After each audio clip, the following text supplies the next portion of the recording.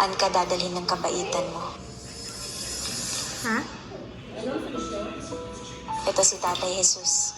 Wala. Isang stranger sa kalsada. At kahit hirap din siya sa buhay, binigyan niya ako ng 10 piso dahil narinig niyang nagugutom ako. Ngayon, may sarili na siyang bahay at lupa, farm, at mga alagang hayop. Kaya ikaw, huwag kang magsawa maging mabuting tao dahil hindi mo alam kung saan ka dadalhin ng kabaitan mo. Mga kapatid ko, Ang cute niya naman. Tingnan mo, may patarpahin si tatay. Wow, ang lawak sa loob. ito, Ganda. Namiss kita, tatay. May asawa ka na? wala pa? Jowan. Wala rin. Busy ka lang dito? Oh, dito, kwarto. Wow. Oh, may view pa siya. Ganda. Ikaw gumawa nito? Hindi, tumutulong din ako paggawa. Siyempre. Yes, nakita ko yun. Nag-garden-garden na. Ito na yung iyong kusina. Ito, ano to? Kwarto rin. Ay, bongga. Oh. Wow. Opa. Kayo, So, dito naman tayo sa mga binili ni sister na mga hayop. yan yung maliit, no? Oh, yan na yan. Wala, ang laki na nila. Dati pinabuhat ko lang. Ano ba yun, babae na lang? Pero sa babae, Eh, paano dadami yun? ipapainjik. Injik na lang. Dagdagan na lang natin ang mga lalaki. Ayun, injik. Ayan. Ay, wow! May dog! Yan yung favorite ko ng bata. Ang dami! Ay! Nakaka-proud naman si tata. Ang galing mo. Nabuo na niya yung kanya. Mga hayop, may tanim. Ito, mga manok, iwalay din. Araw-araw ka nagpapakain sa kanila. Oo. Ikaw na nag-asikaso Oo, ako lahat. Ganda, oh. Tapos yung kulungan ng kambing doon sa dulo. May kambing ka pa? Meron, Meron tatlo. kayong baka, di ba? Nandun, inano ko sa damo. Ay, ang cute. Wala, nakita na niya yung nanay niya. Ang cute. Nung bata ako, ito yung favorite animal ko, dog. Tatay, lalipad siya, tay. Ang cute, tatay. Nainggit tayo yung mga kamag-anak niya. Hindi, dito na, babalik ko na dito. Nahanap ng mga kapatid nila, ang dami. Parang ikaw, tay. Oo. Hinanap mo yung kapatid mo. Oo nga. Ano po kung makita natin yung mga kapatid niyo po? Hindi mo makikita yun. Bakit po? Malayo. Namimiss mo po sila? Mayagap po. Ay, ang dami ng bunga! Ito'y natin. Sarap to pag rito. Ito pa, malaki. Ganda ng mga bunga, oh. Dinidilingan ko. Thank you. Mm. Ang gagawin natin, tortang talong o pritong talong. Ihaw lang. Sige. Yan ang toyo kalamansi. Tsaka sili. Yan, may sili doon. Tay, gusto ko to. Mahilig ako sa pechay. Alam mo, tay, pangarap ko magka-farm. Bibili ka ng lupa. Ito na, dito na ako. Dito na, marami ng tanim. Gusto ko ng ganito. Pag-gising, tapos pipitas ka. Wow, ang dami. Mangang na yan, hindi pa lang na yan. Sige nga, tay, try natin. Ha? Pwede rin. Kamatis, mais, okra. Ito, ano po ito? Lemongrass. May lemongrass ka pa. Pupunutin mo lang yan. Yan.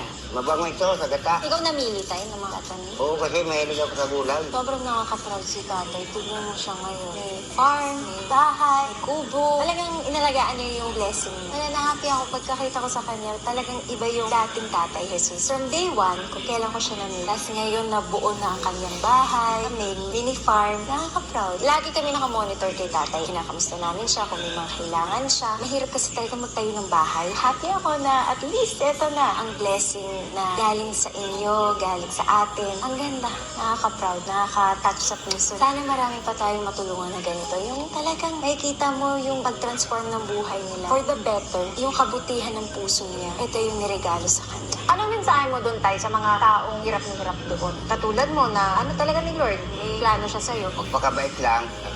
Konting sipag din. May trabaho, magtrabaho. Miinom ka pa tayo. Hindi na. Nakita kita last week, lasing ka. Minsan lang pag may pera. Hindi mo alam tayo, may CCTV ako dito. Nung may nag-away sa kanya, siyang tagapagtanggol namin. Matapang. Sino anya ang nag-ano sa'yo? Tay, malungkot ka. Hindi, pag nahalala ko, yung mga kabataan pa. Nalulungkot ka po. Doon, ikawag ko pa sila. Tapos, wala rin kuryente, mantlim. Dati po. Bahay namin noon. Pero Kasi lang. tingnan mo ang buhay mo ngayon, Tay. Oo Di nga. ba?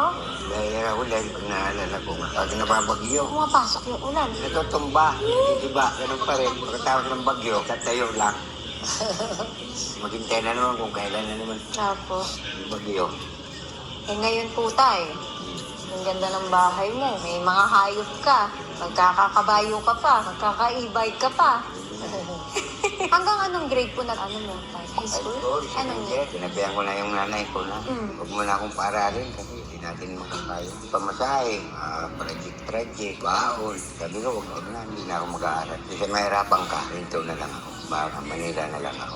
Yun na yun. Yung second year. Eh, nung pandemic, saan ka tay? Doon lang sa construction din. Tapos nagpapadala na lang po siya ng pera. Nagpadala na lang ako dito. Paano yun? Wala kayong cellphone. Paano kayo nag-uusap? Nakikiano ko doon sa kasama ko sa trabaho. Nakikitext. So, never ka talaga nag-cellphone? Never talaga. Sabi ko, mawawala lang din. Pati nga, kinilas, nawawala. Yung pa kaya sila. Nako tay, pati nga yung binigay ko nun, yung mga tulugan mo. Nawala lahat. Grocery. Yung pa kaya ang cellphone, mahirap. Kasi pag tag-ulan, tatakbo ka na lang doon sa hindi ka mababasa. Madami kasi masamang tao eh. Oo, yung mga nakita mo yung nasasat nga lang na rider. Oh, nabalitaan mo yun? Oo, yung mga Nabalitaan ko yung pamilya niya. Naawa talaga ako na nakita ko yun. Okay sa'yo tay, tulungan natin. Ay, oo. Wow. Ay, ako, sabi ko nga, sana marami na pong matulungan. Wow. Oo, dahil... Talagang nabago din buhay mo tay. Oo, dati wala akong bahay. Tutulog ako sa kalye. Ngayon, ang ganda ng bahay mo. Kasama ko pa yung mga pamilya ko. Nung nasa Baclaran ka tayo, nakaupo ka doon, naglalakad ka,